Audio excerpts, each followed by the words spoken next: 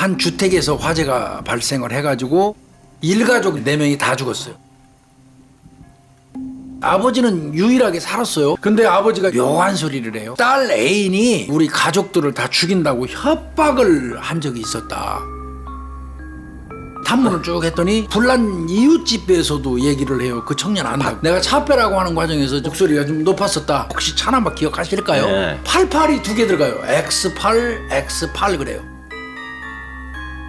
그랬더니 차가 하나 있는데 트렁크를 열었어요. 네. 그랬더니 에나멜 시너가 한 통 있어요. 에나멜 어이구. 시너. 그 다음에 그 안에 비에 젖은 빨간 점퍼가 하나 또 있어요. 형사 입장에서 게임 끝난 거죠.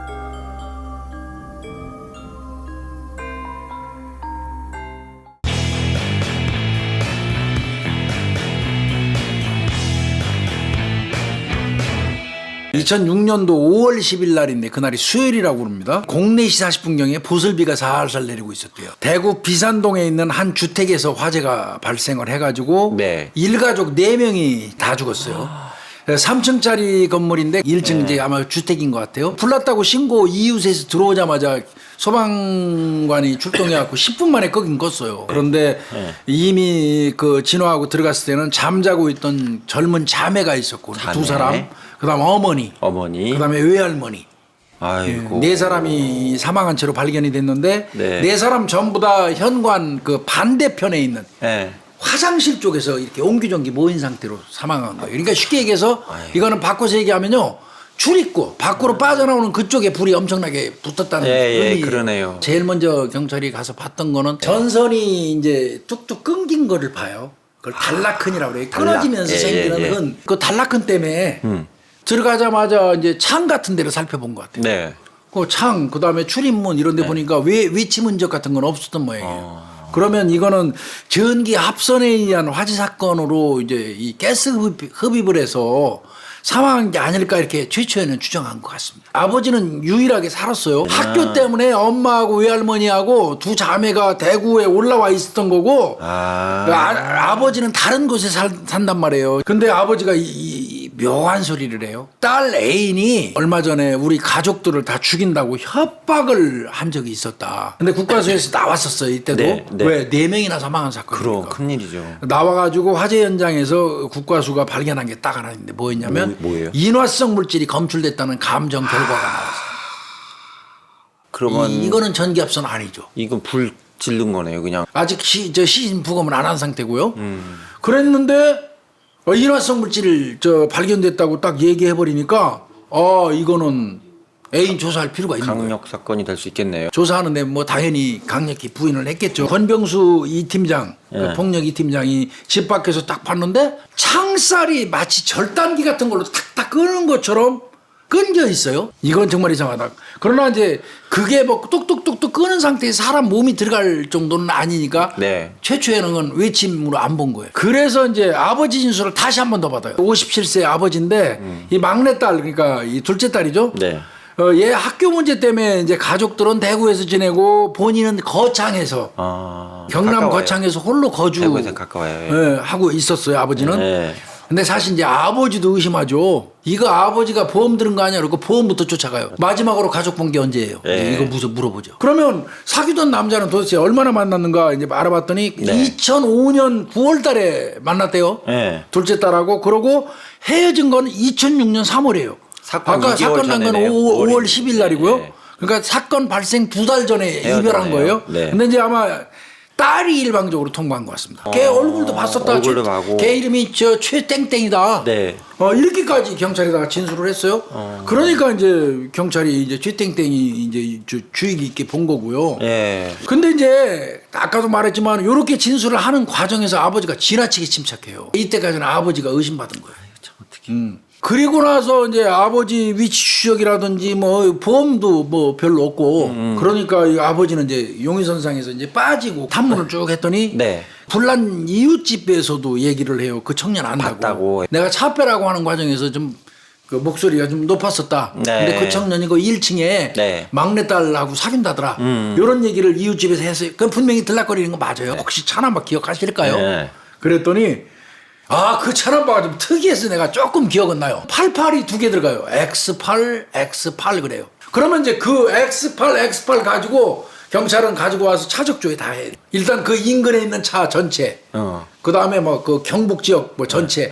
이거 두들기다가 최땡땡이라는 28살 먹은 청년 인적사항이 딱 도출이 돼요. 그래서 이제 이 청년을 최땡땡이를 이제 집으로 가는 거죠. 그래서 아버지한테 물어보는 거야. 그 최땡땡이 어디 갔어요, 아드님? 그랬더니 아들놈 새끼 집 나간 지나 석 달도 넘었어요. 나하고 싸우고 나가서 그 이후로는 이놈 자식 나한테 아예 전화 한 통 없고 연락도 안 돼요. 그런 거 물어볼 때 경찰들이 네. 눈이 장난 아니죠. 네, 그때 최고의 뭔지 머리를 모르게 불안한 느낌이 보이는 거예요. 뭐 있다 하고 하나 딱 갖는 순간 수사는 달라져요. 그래서 그 차는 어디 있을까요? 그러면 아들 차는 나 집 나갔는데 끌고 나갔다 그러면 간단한 건데 네. 주차장에 있다고 그러는 거예요. 그 차는 또 가서 봤어요 진짜. 아까 봇을 비 오는 날이었잖아요. 네. 그 차가 그 주차장에 서 있다면 비 맞은 흔적이 있어야 돼요. 비 맞은 네, 흔적이 많이 있어야지 나니까. 비 오는 날 거기까지 이동해서 불 지르고 온 거죠. 그래서 비 맞은 흔적을 보려고 간 거예요. 깨끗해요. 비 맞은 흔적 없어요. 트렁크 협조 받아갖고 열어봤는데 깨끗해요. 그래서 실망했대요 이때. 그러면 도대체 이 최땡땡이는 그럼 어떤 사람인가 하고 또 확인을 했더니 네. 어머니는 일찍 돌아가셨대요. 아버지가 재혼해가지고 살고 있는데 아버지랑 살다가 갈등이 있어갖고 집 나와서 원룸에 생활하는 놈 친구예요. 이 친구는 그 사이에 국과수에서 통보가 하나 왔어요. 집안에서 수거한 어디에서 인화성 물질이 나왔냐면 수건에서 인화성 물질이 검출됐다는 통보가 온 거예요. 국과수가 창문 유리 파손 형상 분석을 했어요. 그러니까 불에 나서 깨진 건지 아니면 맞습니다. 뭐 깼는지. 예, 와, 외부 대단하다. 충격에 의해서 예, 깨진 예, 건지 대단하다. 하여튼 범인이 집 밖에서 창문 유리를 깨고 집 안으로 인화성 물질을 투입한 걸로 보여요. 이거 아버지는 이제 아직 놓지는 않았지만 아버지는 거의 아닌 것 같고 네. 애인밖에 유력한 용의자가 없는 거예요. 그러면 이 애인 최땡땡이가 어디 일하는가를 알아봤대요. 그랬더니 대리기사를 하는데 대리기사를 수송해주는 이제 이른바 그걸 커버 운전기사라고. 예, 커버. 되게 중요한 역할이죠. 네, 커버 지방도시에서는. 운전기사를 네, 하는데 맞아요. 예. 그래서 이제 경찰이 야 그러면 그 차가 땡팔 그 차가 아니고 그 대리 기사들 태워주는 차 얘가 가지고 있을 테니까 그거 가서 봤는데 남바부터 우선 틀리기도 하지만 그건 또 아니더라는 거예요.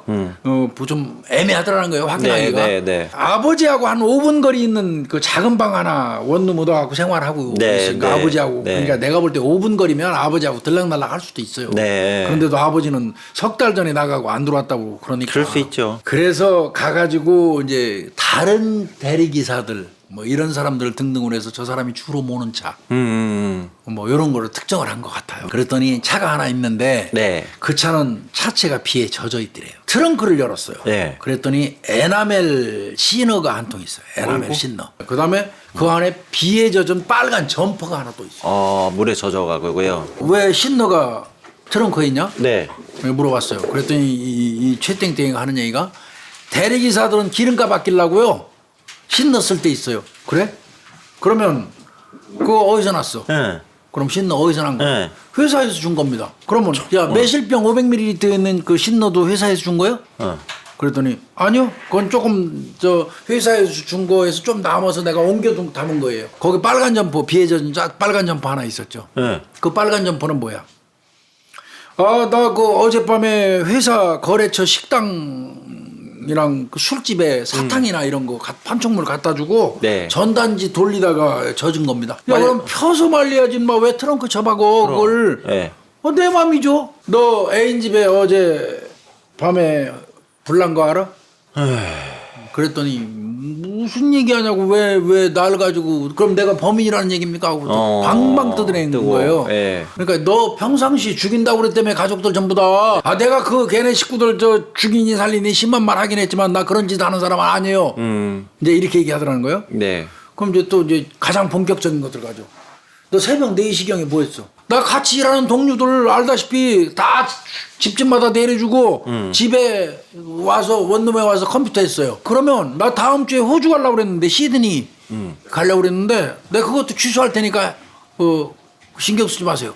이렇게까지 당당하게 말을 하는 거야. 분명히 의심이 가는데 예. 이게 또 그렇다고 직접 증거도 없는 거니까 깝깝했다는 거예요. 그때 이제 국과수 남부분소에서 네. 이공학팀 네. 이공학팀이 2차 정밀 감식을 합니다. 불이 난 최초의 발화 지점은 소파 주변이에요. 소파 부분에서 불이 나가지고 식탁하고 에어컨으로 번진 거로 이렇게 나오는 거예요. 그리고 반대 방향인 그 욕실 입구에서 4명이 죽어 있었잖아요. 네. 욕실을 통해서 탈출을 시도하다가 이제 전부 강한 연기에 질식해서 사망한 걸로 이렇게 추정된다는 분석. 식탁 옆 바닥에 있던 수건, 네. 그 수건에서 인화성 물질이 발견이 된 거예요. 범인이 집 밖에서 창살 사이로 방충망을 뜯고 요걸 또르륵 잘라야지 방충망을 뜯을 수 있잖아요. 네. 그리고 유리를 깬 후에 예. 그 다음에 인화성 물질을 집 안으로 살포하고 불지른 거다. 그래서 불길이 한꺼번에 강하게 일어났고 피해자들이 대피할 시간이 없었을 것이다. 그러면 이제 얘는 완전 용의자가 된 상태에서 네. 좀 더 이제 좀 찾아보기로 했어요. 주변인 수사도 합니다. 주변인. 그렇죠. 해야죠. 예. 그 피해자 주변 인물 이제 사건 당일 행적 뭐 그래서 이게 옛날 이제 얘가 범인이 아닐 수도 있잖아. 그럼요. 옛 애인도 있을 수 있어. 예, 뭐 피해자의 옛 애인. 남친구 있을 수도 있으니까. 그래서 전 남자친구도 조사하고, 네. 그다음에 금전관계 가족들 거 전부 다 조사하고 이렇게 조사했는데 특이한 거 안 나왔고요. 딱 남은 게 유일하게 이제 최땡땡이에요. 그 전 남자친구요? 네. 그러면 이제 아유.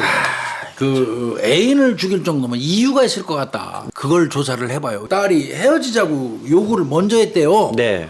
이 얘기는 딸 친구들이 한 얘기예요. 아, 그렇죠. 얘기 한번 들었으니까 해보니까 자기들끼리 얘기하니까 친구. 헤어지자고 했는데 그 남자가 엄청 집착을 했대요. 그래서 친구가 너무 채땡땡 때문에 무섭다고 우리한테 말도 했어요. 대사이코다 막 이런 네. 얘기도 했어요. 예. 그리고요 휴대폰으로 죽이겠다는 문자를 60번 정도 보냈대요. 그래서 또 그 헤어지자마자 새 남자친구를 만났는데 그 남자친구한테도 문자를 보냈대. 그다음에 대리기사 동료들, 예. 그 사람들 이제 봤어. 대리기사들이 그런 얘기했어요. 복수하겠다는 얘기를 많이 했. 정말 살기 싫다. 다 죽여버리고 나도 죽어버리는 게 낫겠다. 이런 얘기도 많이 했다는 거야. 그러면서 죽으려면 비 오는 날 죽는 게 낫죠? 이런 얘기도 했대. 최땡땡이가 경찰이 내 옷하고 소지품을 갖고 갔는데 내가 그 아이 죽은 애인의 집에 자주 갔었기 때문에 집에 초인종이나 벽 같은 곳에 지문이 남아 있을 수도 있다. 혹시 탐문하면서 그러니까 이를테면 남 기사님한테 김 기사님한테 예. 경찰이 물어보면 얘기 좀 잘해주세요. 자주 놀러 갔었기 때문에 지문 같은 거 나올 수도 있어요. 이렇게 말해달라는 거지. 그런 말을 부탁을 하더라는 거를 기사가 경찰한테 얘기를 해줬어. 그러나 여기서 중요한 거는 이거 다 간접 증거예요. 직접 불을 냈다는 증거로는 신너밖에 없어요. 사장한테 만나갖고 아니 저 기름 대신 당신들 말이야 신너 쓴다고 그러는데 그래서 슬슬 저 기사들한테 지급한다고 그러는데 사실이요? 그랬더니 아니, 무슨 말씀하시는 거예요? 기름값이 얼마나 한다고. 네, 맞아요. 그럼 그것도 거짓말한 거잖아, 그 새끼가.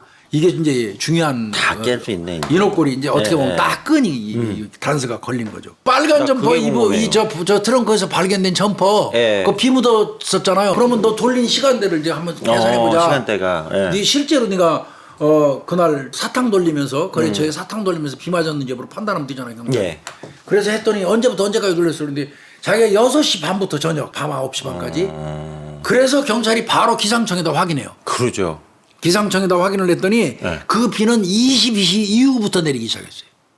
그럼 저주가. 얘는 6시 반부터 9시 40분까지 돌렸어요. 사탕을. 네.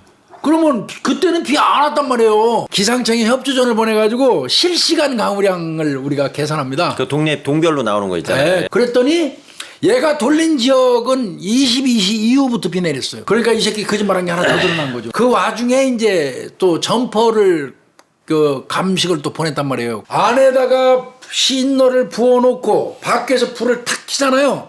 그러면 내 손에서 불이 푹 가서 갔어도 여기에 올이 탑니다. 국과수에 통보했더니 트렁크에서 수거한 신너하고 피해자 집에서 저 수거한 수건 있었죠. 수건. 그 신너하고 동일해요. 또 동일하게 나왔고요. 그다음에 점퍼에서도 인화물질이 검출됐어요. 그렇죠. 부으면 튀거든요. 예. 증거도 뭐 완벽하고. 네. 5월 16일 날 바로 체포해서 이제 조사 들어가죠. 마지막 수단으로 한 게 심리전이에요. 얘가 집착을 엄청나게 그 헤어지고 나서 했다는 얘기는 그만치 죽으라고 절절히 사랑했던 거란 말이에요. 그거를 역이용하기로 생각했어요. 그래서 증거도 이제 거의 다 들이대가지고 어떻게 보면 본인도 포기한 상태일 거고 네, 네. 딱 앉혀서 놓고 그 팀장이 했어요. 야, 우리도 형사지만 이렇게까지 하고 싶진 않았다. 근데 야, 이제 할 수 없다. 그 죽은 애인 사진, 네. 그 불에 탔잖아요. 네. 웅크린 채에서 불 탔잖아요. 아유, 그 얼마나 험할 거예요. 사실은 그거 보여주면 안 돼요. 네. 그거를 탁 던져놨어. 네 애인이 이런 식으로 죽었어. 너 이거 보고도 생각나는 거 없냐? 이때부터 이 새끼가 그냥 사진 딱 보더니 막 눈물을 막 흘리면서 대성통곡을 하더라는 거야. 그럼 그 형사 입장에서 게임 끝난 거죠. 그러면 이제 전말을 봅시다. 이제 네. 사건의 전말. 네. 5월 10일 날 04시 40분에 발견됐죠. 회사 내에서 이제 기사 대부분이 이 최땡땡이가 애인하고 헤어지고 힘들어하는 거 다 알고 있어요. 다 알고 있는데 그날따라 얼굴에 이제 낯빛이 좀 어두우니까 젊은 사람이 여자가 뭐 그 여자 하나밖에 없어. 그렇지. 뭐 이렇게 얘기를 네. 했대요. 그랬더니 넘어가라고. 그놈이 그때 그러더라는 거예요. 최땡땡이가 기사님 저 신너하고 절단기 드라이버 다 사놨어요. 이렇게 얘기를 하더라는 거예요. 그래서 왜 그랬더니 불질러 죽이게요. 그러니까 이 기사가 이 사람 큰일 날 사람이네. 이거 정신 차려 이 사람아. 왜 젊은 인생을 그렇게 살려고 그래. 이제 그랬어요. 그랬더니 이놈이 그냥 다 죽여버리고 싶어요. 그리고 나도 죽어버리는 게 나을 것 같기도 하고요. 내가 꼭 죽일 거예요. 이런 말을 했대요. 이게 5월 9일 날 징후였어요. 5월 10일 날 04시 10분입니다. 네. 아까 04시 40분에 발견했죠. 네. 가서 자살 충동을 느꼈어요. 그래서 칼을 들어서 이제 손목을 그으려다가 네. 부모님하고 여동생 얼굴이 생각이 나서 멈췄대요. 네. 그리고는 냉장고에서 소주를 2병 마셨어요. 그리고 밖으로 나와서 차에 타고 피해자 집 근처에 주차한 거예요. 그 다음에 트렁크에서 페트병 2개 신어 들고 나와서 그러니까 미리 준비했던 거죠. 에어컨 호스에 돌이 받쳐져 있으니까 그걸로 창문 깬 거예요. 절단기로 창틀을 자르고 예. 그 다음에 이제 창살 너머로 신너를 부은 거예요. 그리고 라이터로 점화하니까 그냥 순식간에 펑 하고 번지고 이놈은 차 타고 도망가. 내 식구가 그 안에서 곤히 잠들어 있는 시간에 이런 짓을 한 거예요. 얘는 결국은 무기징역 받고 난 다음에 극단적인 선택에서 작년에 죽었습니다. 얘가 일남 일녀 중에 장남인데요. 아버지가 굉장히 강박적인 성격이에요. 그리고 독재적인 성향이 있대요. 초등학교 5학년 때 아버지가 상습적인 구타로 인해서 어머니가 이제 가출을 했고 중학교 3학년이 됐을 무렵에 엄마가 집 나간 엄마가 교통사고로 죽어버린 거야. 아이, 그러니까 아버지가 뚝딱 또 재혼을 해버려. 근데 얘가 태권도를 수련했대요. 중학교 때부터. 네. 그래서 대학에서도 태권도 학과를 갔어요. 아버지 도움 받아갖고 이제 태권도장 개업하려고 했는데 예. 아버지하고 어떤 그 의견 대립이 있어갖고 중단하고 대리운전에 커버 운전을 대리한 거예요. 그러다 보니까 아무래도 사귀고 있는 애인한테도 늘 어두운 얼굴, 불편한 얘기만 하게 되니까 네. 헤어지자고 한 거는 여성 쪽에서 한 것 같습니다. 헤어지자고 했는데도 계속 집착했었고 종합해보면 자신감이 낮고 정서적으로 불안정한 사람이잖아요 얘가. 네. 원래는 지도 장난삼아 헤어지자고 얘기했던 모양이더라고 여자친구. 나 집안도 이 꼴이고 승질 나니까 나 너하고 사귀고 이럴 시간하면 나 같은 놈하고 만나서 뭐해. 그리고 툭 던졌는데 기다렸다는 식으로 얼른 헤어지자고 그러고 남자친구 사귀어버리니까. 그래서 배신감 느낀 것 같고 통제력 같은 것도 약화된 상태에서 소주 2병 먹었잖아요. 그래가지고 범행한 것 같습니다. 그래서 오늘은 가불행하네. 대구 방화 일가족 방화살인 네, 사건 네. 좀 다뤄봤습니다. 네. 진지하게 잘 들었습니다. 교수님.